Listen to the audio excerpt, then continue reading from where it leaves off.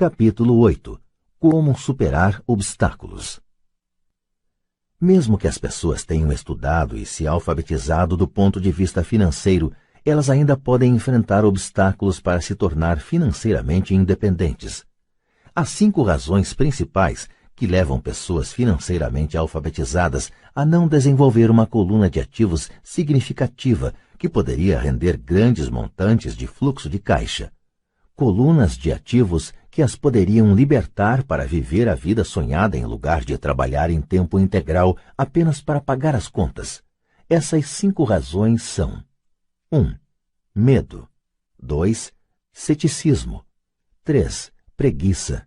4. Maus hábitos. 5. Arrogância. Razão número 1. Superar o medo de perder dinheiro. Nunca encontrei alguém que gostasse realmente de perder dinheiro. E em toda a minha vida, nunca encontrei uma pessoa rica que nunca tivesse perdido dinheiro. Mas encontrei uma porção de gente pobre que nunca perdeu um tostão investindo. O medo de perder dinheiro é real. Todo mundo tem, mesmo os ricos. Mas o problema não está no medo, está na maneira de lidar com as perdas. É a maneira de lidar com o fracasso que faz diferença na vida da gente. E isso serve para qualquer coisa, não apenas para o dinheiro. A principal diferença entre uma pessoa rica e outra pobre está em como elas lidam com esse medo. Não há nada errado em ter medo. É aceitável ser um covarde quando se trata de dinheiro. Você ainda pode ser rico. Somos todos heróis em algumas circunstâncias e covardes em outras. Uma amiga de minha esposa é enfermeira de um pronto-socorro. Quando vê sangue, entra em ação. Quando falo em investir, ela sai correndo. Quando eu vejo sangue, não fujo, desmaio. Meu pai rico entendia as fobias relativas ao dinheiro. Algumas pessoas têm pavor de cobra. Algumas pessoas têm pavor de perder dinheiro. Ambas são fobias, dizia. Sua solução para a fobia de perder dinheiro era um pequeno verso. Se você odeia risco e preocupação, comece cedo. É por isso que os bancos aconselham iniciar o hábito da poupança desde a juventude. Se você começar jovem, será fácil ser rico. Não vou me estender sobre isso, mas há uma grande diferença entre pessoas que começam a poupar aos 20 anos e as que começam aos 30. Uma diferença apreciável. Disse que um dos assombros do mundo é o poder dos juros compostos. A aquisição da ilha de Manhattan é considerada uma das maiores pechinchas de todos os tempos. Nova York foi comprada por $24 em badulaques e contas de vidro. Contudo, se esses $24 tivessem sido investidos a juros de 8% ao ano, esses $24 estariam valendo mais de 28 trilhões em 1995. Manhattan poderia ser recomprada e ainda sobraria dinheiro para comprar boa parte de Los Angeles, especialmente com os preços de imóveis vigentes em 1995. Meu vizinho trabalha para uma grande empresa de computadores. Está lá há 25 anos. Em 5 anos, ele deixará a empresa com $4 milhões em seu fundo de pensão privado. O dinheiro está aplicado em fundos mútuos altamente rentáveis, que ele converterá em títulos e papéis do governo. Ao aposentar-se, ele estará com 55 e terá um fluxo de caixa de cerca de $300 mil ao ano, mais do que o seu salário atual. Isto quer dizer que é possível fazer, mesmo se você não quer perder ou odeia riscos. Mas precisa começar cedo e fazer um plano de pensão. Além disso, você deveria contratar um consultor financeiro em que confia antes de investir. Mas se não tiver muito tempo pela frente ou se quiser aposentar-se mais cedo, como você lida com o medo de perder dinheiro? Meu pai pobre não fez nada. Ele simplesmente evitava o assunto, recusando-se a discuti-lo.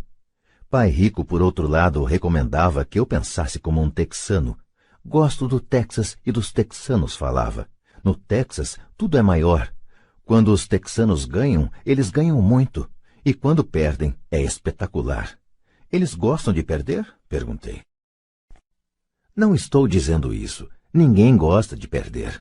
Mostre-me um perdedor feliz e eu lhe mostro um fracassado, respondeu o pai rico.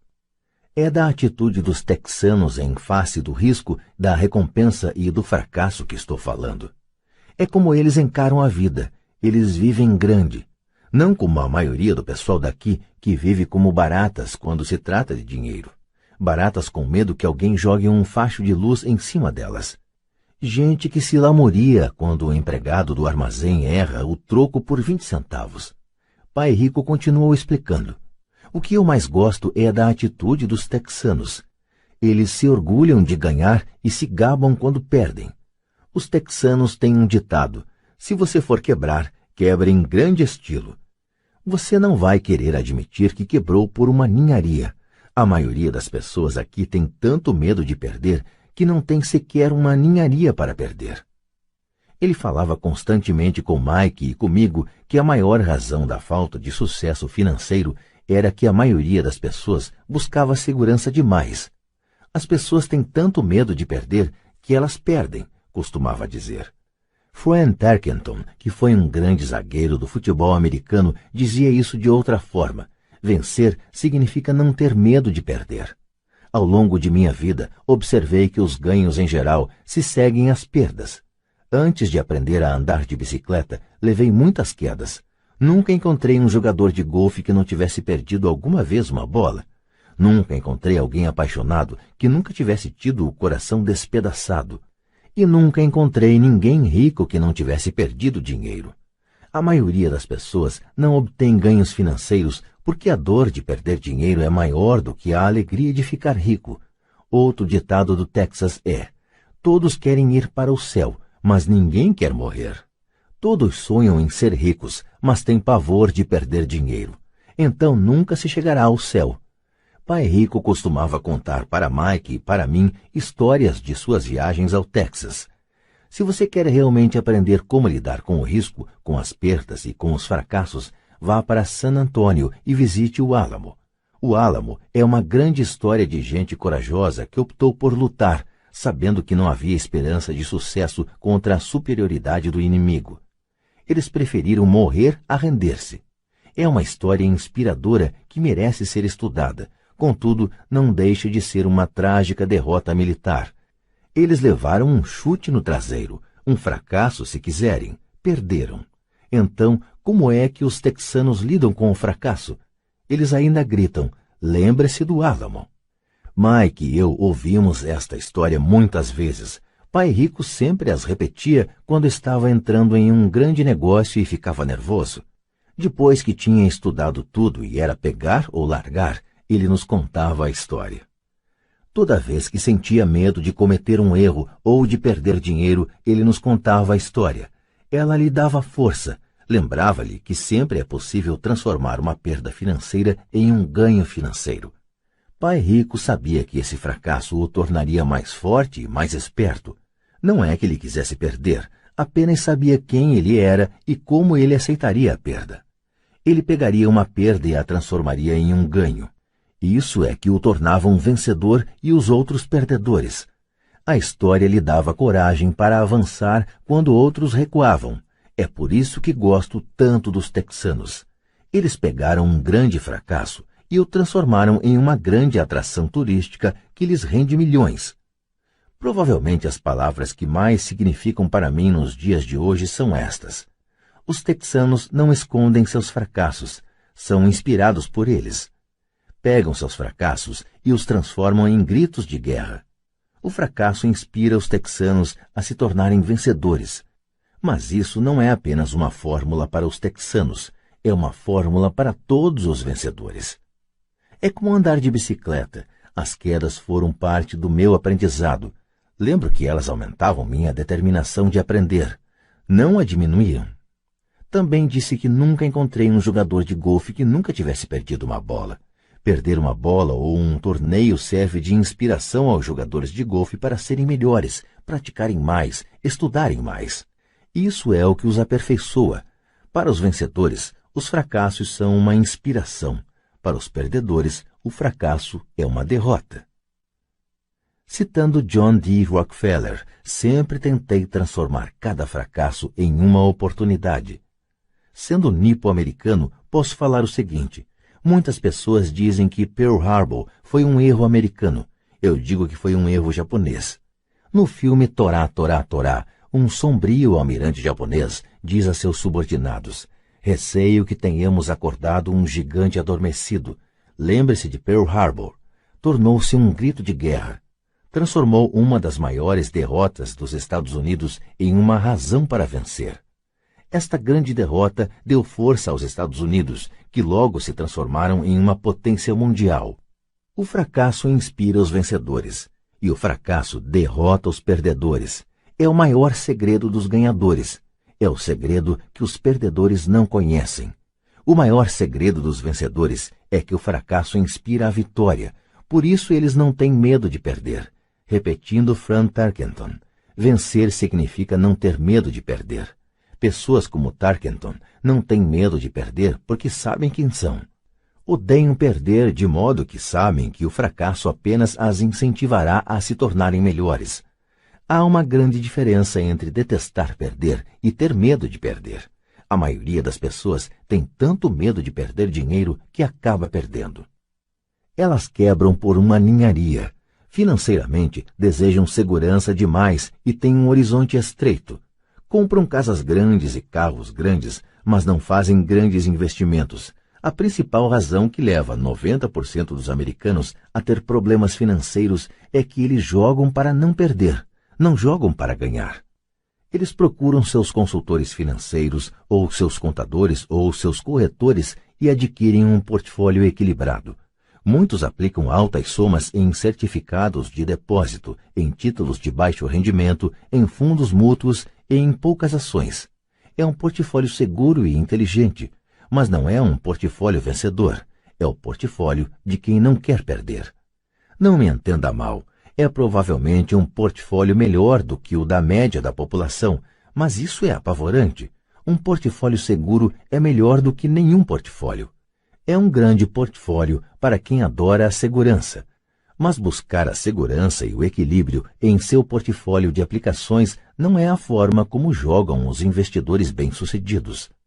Se você tem pouco dinheiro e quer ficar rico, você deve estar focado, não equilibrado. Se você observar qualquer pessoa bem-sucedida, verá que no início elas não estavam equilibradas. Pessoas equilibradas não vão a lugar algum, ficam em um lugar. Para progredir é preciso, no início, de um desequilíbrio. Veja como você progride quando anda. Thomas Edison não estava equilibrado, estava focado. Bill Gates não estava equilibrado, estava focado. Donald Trump estava focado. George Soros estava focado. George Patton não distribuiu seus tanques por uma área ampla. Ele os focou e arrasou os pontos fracos da linha alemã. Os franceses se espalharam pela linha Maginot e você sabe o que aconteceu com eles. Se você tem algum desejo de ser rico, você deve focar. Pôr uma porção de ovos em umas poucas cestas. Não fazer o que fazem os pobres e a classe média. Põe poucos ovos em muitas cestas. Se você odeia perder, procure a segurança. Se perder o enfraquece, procure a segurança. Procure aplicações equilibradas. Se você tem mais de 25 anos e está apavorado em assumir riscos, não mude. Procure a segurança, mas comece cedo. Comece a formar suas poupanças cedo, porque vai levar tempo. Mas se você tem sonhos de liberdade, a primeira coisa a perguntar-se é: qual a minha reação ante o fracasso? Se o fracasso o inspirar a ganhar, talvez você deva seguir adiante, mas só talvez. Se o fracasso o enfraquece ou o leva ao desespero, como os garotos mimados que correm ao advogado para processar alguém toda vez que as coisas não saem do seu jeito, então procure a segurança. Fique com seu emprego. Ou compre títulos ou fundos mútuos. Mas lembre que esses instrumentos financeiros também têm seus riscos, mesmo sendo mais seguros. Digo tudo isso citando os texanos e Frank Tarkenton, porque aumentar a coluna de ativos é fácil. É realmente um jogo que não exige grandes atitudes, não exige muita instrução. A matemática do primeiro grau resolve. Mas aumentar a coluna de ativos é um jogo de atitude. Exige garra, paciência e resistência ante o fracasso. Os perdedores evitam o fracasso, e o fracasso transforma perdedores em vencedores. Lembre-se do álamo. Razão número 2. Superar o ceticismo. O céu está caindo, o céu está caindo. Todos nós conhecemos a história da galinha pessimista que corria em torno do terreiro anunciando o fim do mundo. Todos conhecemos gente assim, mas todos temos uma galinha pessimista dentro de nós. Como já disse em outra ocasião, o cético é verdadeiramente uma galinha pessimista. Todos nós parecemos com a galinha pessimista quando o medo e a dúvida toldam nossos pensamentos. Todos nós temos dúvidas. Não sou inteligente, não sou tão bom assim, fulano é melhor do que eu. Nossas dúvidas muitas vezes nos paralisam. Jogamos o jogo do e se? E se a economia entrar em colapso logo depois de eu fazer o investimento? E se eu me descontrolar e não conseguir pagar as dívidas? E se as coisas não funcionarem como planejado? Ou temos amigos ou pessoas amadas que nos lembram sempre nossas falhas. Eles dizem frequentemente: o que o faz pensar que você pode fazer isso? Se fosse uma ideia tão boa, então como foi que ninguém se lembrou disso antes? Isso nunca vai dar certo. Você não sabe do que está falando. Essas palavras de dúvida muitas vezes calam tão profundamente que deixamos de agir. Um sentimento horrível aperta nosso estômago. Às vezes não conseguimos dormir. Não andamos para a frente, de modo que ficamos com a segurança e abandonamos as oportunidades. Observamos a vida passando por nós enquanto sentamos imobilizados com um frio no corpo. Todos já passamos por isso na vida, alguns mais do que outros. Peter Lynch, do Fidelity Magellan, um conhecido fundo mútuo, faz advertências sobre o céu que despenca como um ruído, e todos nós o ouvimos. O ruído pode ser criado dentro da nossa cabeça ou vir de fora, muitas vezes de amigos, familiares, colegas ou da mídia. Lynch lembra o tempo da década de 1950, em que a ameaça de uma guerra nuclear era tão comum no noticiário que as pessoas começaram a construir abrigos antinucleares e a estocar alimentos e água. Se elas investissem esse dinheiro sabiamente no mercado, em lugar de construir os abrigos, provavelmente teriam atingido a independência financeira nos dias de hoje. Quando explodiram os motins em Los Angeles há alguns anos, as vendas de armas aumentaram em todo o país. Uma pessoa morreu depois de ter ingerido um hambúrguer mal passado no estado de Washington e o Departamento de Saúde do Arizona determinou que os restaurantes preparassem somente carne bem passada. Uma empresa farmacêutica divulgou nacionalmente um anúncio de televisão mostrando pessoas gripadas. O anúncio foi divulgado em fevereiro. Os casos de gripe aumentaram, bem como as vendas do medicamento anunciado. A maioria das pessoas é pobre porque, quando se trata de investir, o mundo está cheio de pessimistas que correm gritando: o céu está caindo, o céu está caindo. E os pessimistas atingem seus objetivos porque todos somos um pouco pessimistas. Muitas vezes é necessário coragem para não permitir que rumores e anúncios de desastres afetem nossas dúvidas e medos. Em 1992, um amigo chamado Richard foi de Boston a Phoenix para visitar minha mulher e eu. Ele estava impressionado com o que tínhamos feito por meio de ações e imóveis. Os preços dos imóveis em Phoenix estavam deprimidos.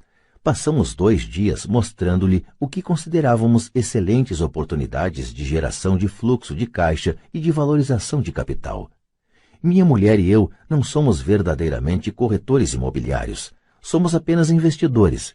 Depois de identificar uma unidade em um condomínio de lazer, chamamos o corretor que a vendeu para Richard naquela mesma tarde. O preço era de apenas $42.000 para uma casa de 2 quartos. Unidades semelhantes estavam sendo vendidas a $65.000.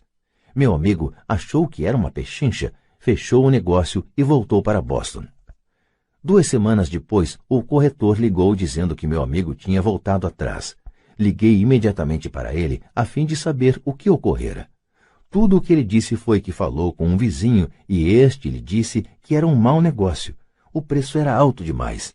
Perguntei a Richard se o vizinho era um investidor. Richard respondeu não. Quando eu lhe perguntei por que então lhe dava ouvidos, meu amigo partiu para a defensiva e simplesmente disse que preferia procurar um pouco mais. O mercado imobiliário de Phoenix se recuperou e por volta de 1994, aquela pequena unidade estava sendo alugada por $1.000 mensais, $2.500 nos meses de inverno. Seu valor alcançava, em 1995, $95 mil. Tudo o que Richard teria precisado era dar uma entrada de $5 mil e já teria dado o primeiro passo para sair da corrida dos ratos. Até hoje, ele não fez nada.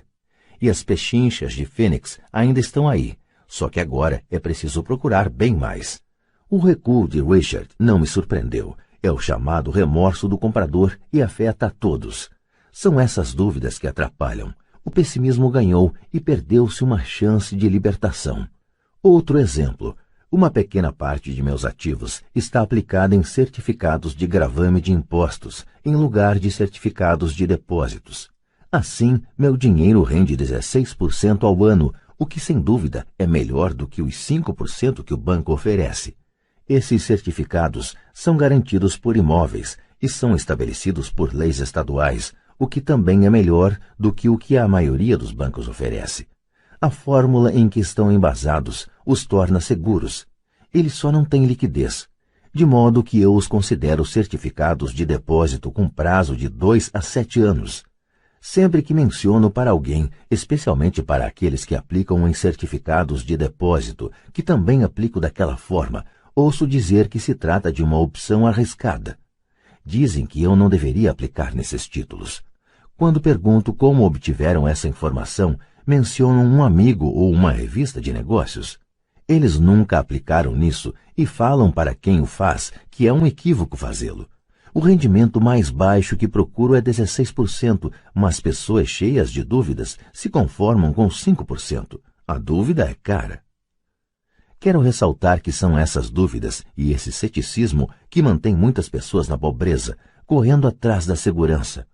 O mundo real está aí, esperando que você enriqueça. Só as dúvidas mantêm as pessoas na pobreza. E como já disse, sair da corrida dos ratos é tecnicamente fácil. Não requer muita instrução, mas as dúvidas são um obstáculo para muita gente. Os céticos nunca ganham, dizia Pai Rico. A dúvida não esclarecida e o medo criam o cético. Os céticos criticam e os vencedores analisam. Era outra de suas frases favoritas. Pai Rico explicava que a crítica cegava, enquanto a análise abria os olhos. A análise permitia que os vencedores vissem que os críticos eram cegos e que percebessem oportunidades que todos os demais não percebiam. E encontrar o que os outros não veem é a chave para qualquer sucesso. Os imóveis são uma poderosa ferramenta de investimento para quem esteja em busca da independência financeira. É um instrumento único. Contudo, sempre que menciono os imóveis como uma aplicação, ouço alguém dizer: não quero consertar vasos sanitários. Isso é o que Peter Lynch chama de ruído. É o que Pai Rico chamava de conversa de cético. Alguém que critica e não analisa. Alguém que deixa que suas dúvidas e medos fechem sua mente em vez de abrir seus olhos. Quando alguém fala, não quero consertar vasos sanitários, tenho vontade de retrucar. E o que o faz pensar que eu quero? Eles estão dizendo que um vaso é mais importante do que aquilo que eles querem. Eu falo de liberação da corrida dos ratos e eles pensam em vasos sanitários. Esse é o padrão de pensamento que mantém muita gente na pobreza. Criticam em vez de analisar. A chave de seu sucesso está nos não quero, dizia Pai Rico. Eu também não estou a fim de consertar vasos sanitários. Procuro sempre um bom administrador de imóveis que conserte os vasos. E ao encontrar um bom administrador que cuide bem dos imóveis, meu fluxo de caixa aumenta. Mais importante ainda, um bom administrador de imóveis me permite comprar ainda mais imóveis, pois não preciso me preocupar com o conserto dos vasos sanitários. Um bom administrador de imóveis é a chave para o sucesso com imóveis. Achá-lo é mais importante do que o próprio imóvel. Um bom administrador muitas vezes sabe de bons negócios antes dos corretores, o que os torna ainda mais valiosos. É isso o que meu pai rico queria dizer quando falava: a chave de seu sucesso está nos não quero. Como eu também não quero consertar vasos, descobri uma forma de comprar mais imóveis e apressar minha saída da corrida dos ratos. As pessoas que continuam falando, não quero consertar vasos sanitários, muitas vezes se privam desse poderoso instrumento de investimento.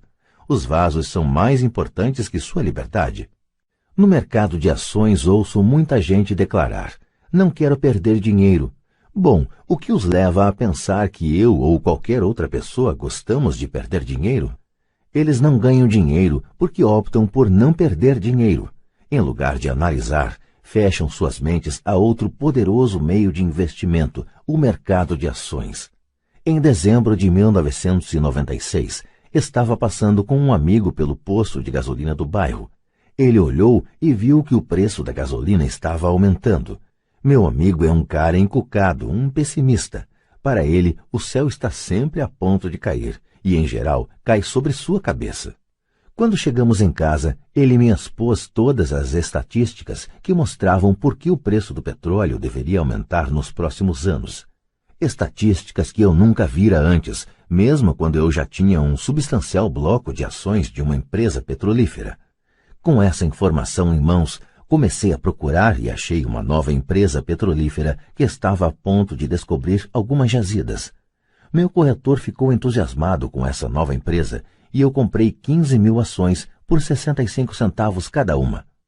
Em fevereiro de 1997, enquanto escrevo este livro, o mesmo amigo e eu passamos pelo mesmo posto de gasolina e, de fato, o preço do combustível subira cerca de 15%. Novamente o pessimista se preocupou e se queixou.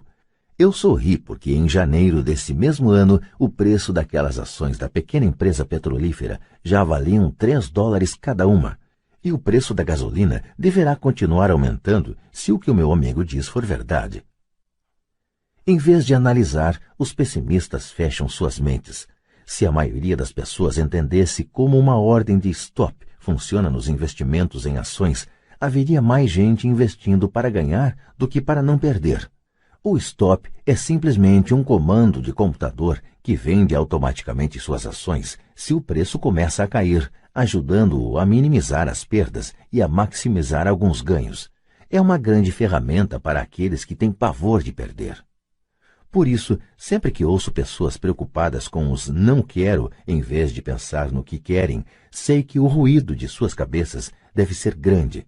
O pessimista se apoderou delas e grita: o céu cai e os vasos sanitários estão enguiçando.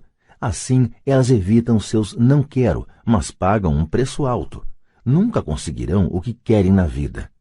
Pai Rico me mostrou uma maneira de olhar o pessimista. Faça o que fez o Coronel Sanders. Com 66 anos de idade, ele perdeu seu negócio e começou a viver da aposentadoria da Seguridade Social. Não era o suficiente. Ele começou a percorrer o país tentando vender sua receita de galinha frita. Ela foi recusada 1.009 vezes antes que alguém dissesse sim. E ele acabou se tornando um multimilionário em uma idade em que a maioria das pessoas está desistindo. Ele era um homem corajoso e tenaz, dizia Pai Rico a respeito de Harlan Sanders. Assim, quando você estiver em dúvida e um pouco receoso, faça o que o Coronel Sanders fez com sua galinha. Ele a fritou. Razão número 3. Preguiça. Pessoas ocupadas são, com frequência, preguiçosas. Todos nós conhecemos histórias do homem de negócios que trabalha arduamente para ganhar dinheiro. Ele dá duro para ser um bom provedor de sua mulher e de seus filhos. Ele passa longas horas no escritório e leva trabalho para casa nos fins de semana. Um dia, ao chegar em casa, encontra-a vazia. Sua esposa foi embora com as crianças. Ele sabia que estava tendo problemas com a esposa, mas em vez de esforçar-se em fortalecer a relação, ele se dedicou ao trabalho. Desiludido, seu desempenho no emprego declina e ele é demitido. Hoje em dia, encontro frequentemente gente muito ocupada para cuidar de sua riqueza, e há pessoas muito ocupadas para cuidar da própria saúde. A causa é a mesma. Estão ocupadas e continuam ocupadas como forma de evitar algo que não desejam enfrentar. Ninguém precisa lhes dizer isso.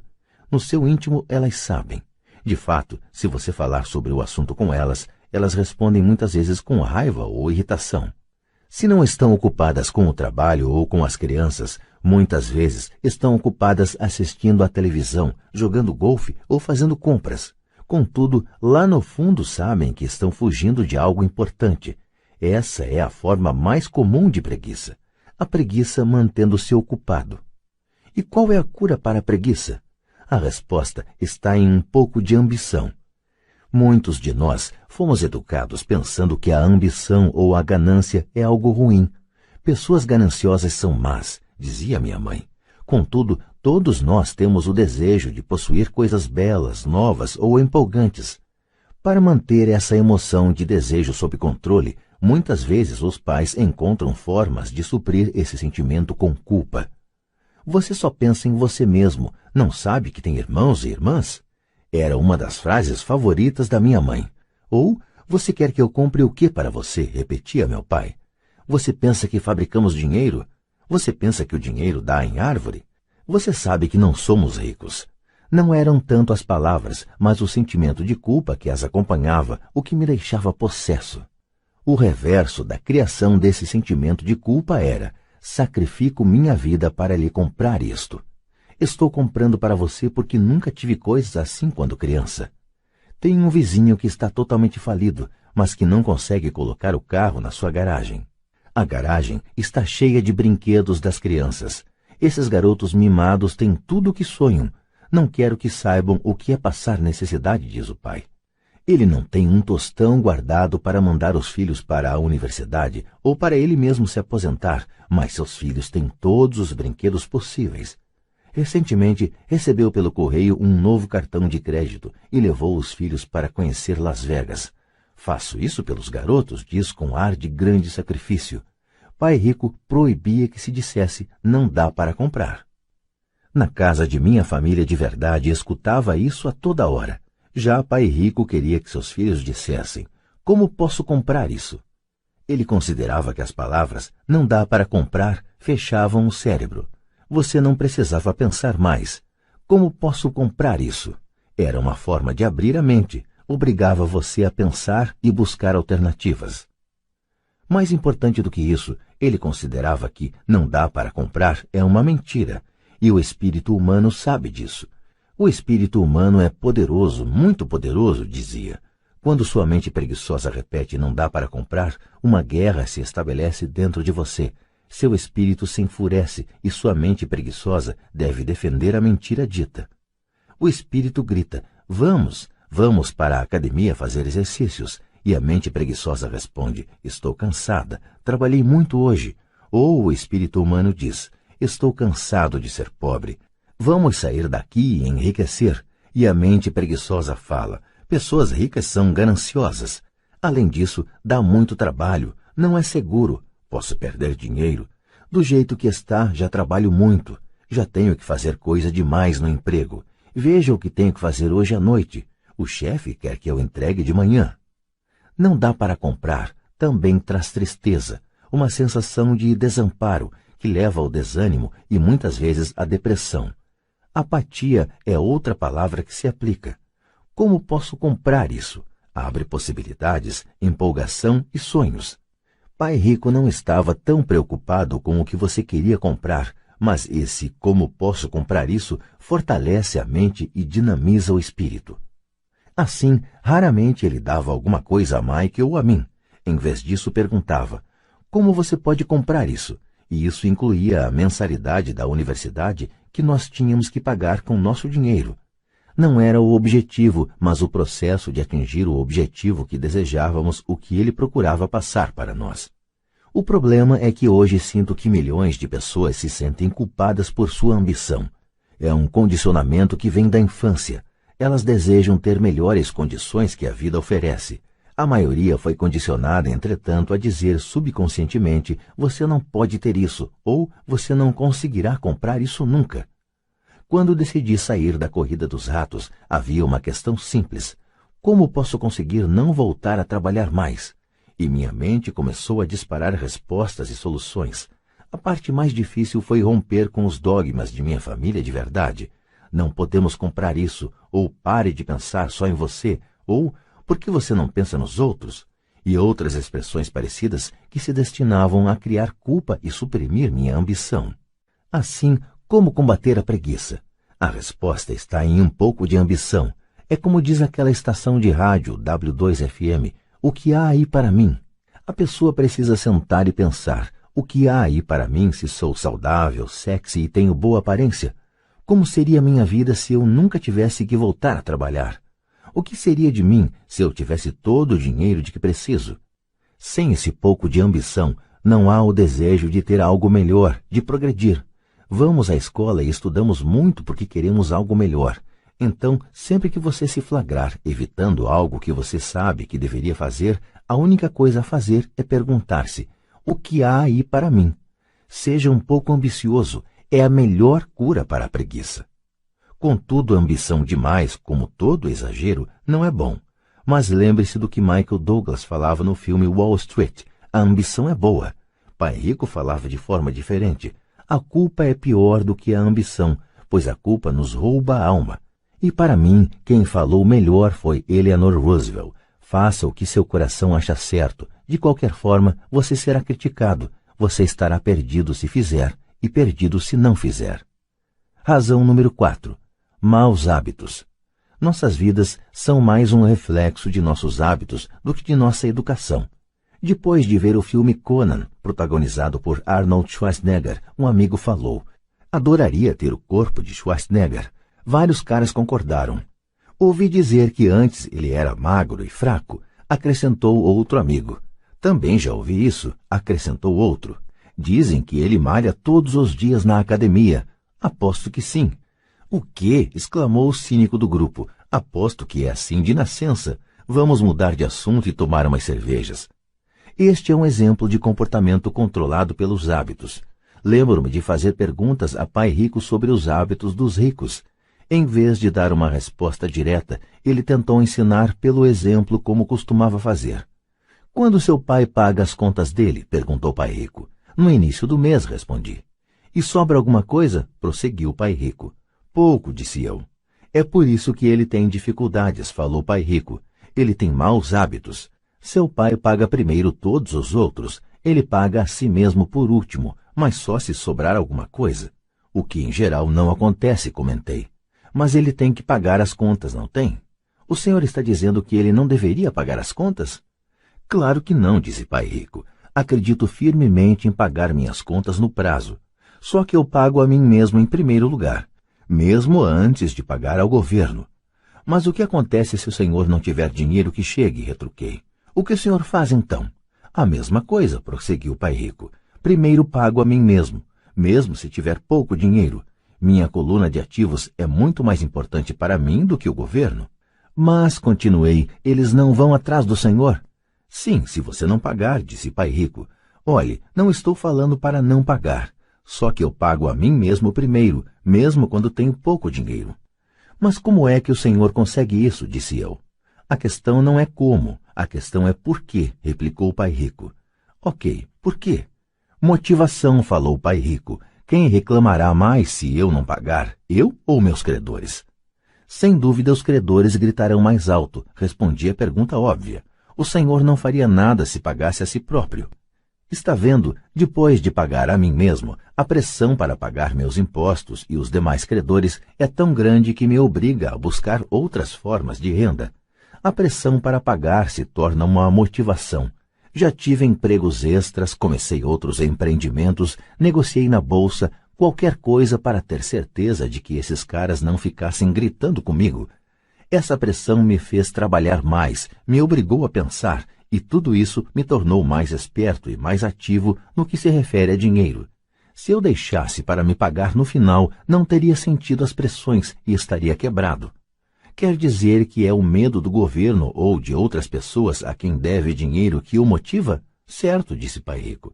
Você vê, o pessoal do governo é forte, os demais credores também. A maioria das pessoas se rende a esses tiranos. Elas pagam a eles e nunca se pagam a si próprias. Você conhece a história do fracote a quem atiram areia na cara? Abanei a cabeça afirmativamente. Já vi esse anúncio de aulas de fisiculturismo nos gibis muitas vezes. Bem, grande parte das pessoas deixa que os fortes lhes joguem areia na cara. Eu decidi usar o medo do tirano para me tornar mais forte. Outros ficam mais fracos. Ao me forçar a pensar em como ter mais dinheiro, estou fazendo como quem vai malhar na academia. Quanto mais trabalho os músculos de minha mente, mais forte me torno. Agora não tenho medo desse pessoal. Gostei do que Pai Rico estava falando. Então, se eu pagar a mim mesmo primeiro, ficarei mais forte financeiramente, mental e fisicamente. Pai Rico concordou. E se eu me pagar por último ou deixar de me pagar, fico mais fraco. Chefes, administradores, credores e locadores ficarão me perturbando a vida inteira, só porque não tenho bons hábitos quanto ao dinheiro. Igualzinho ao fracote do anúncio, disse Pai Rico. Razão número 5. A arrogância é ego mais ignorância. O que eu sei me faz ganhar dinheiro. O que eu não sei me faz perder dinheiro. Toda vez que fui arrogante, perdi dinheiro, porque quando sou arrogante acredito mesmo que o que não sei não é importante, repetia frequentemente Pai Rico. Descobri que muita gente usa a arrogância para tentar esconder a própria ignorância.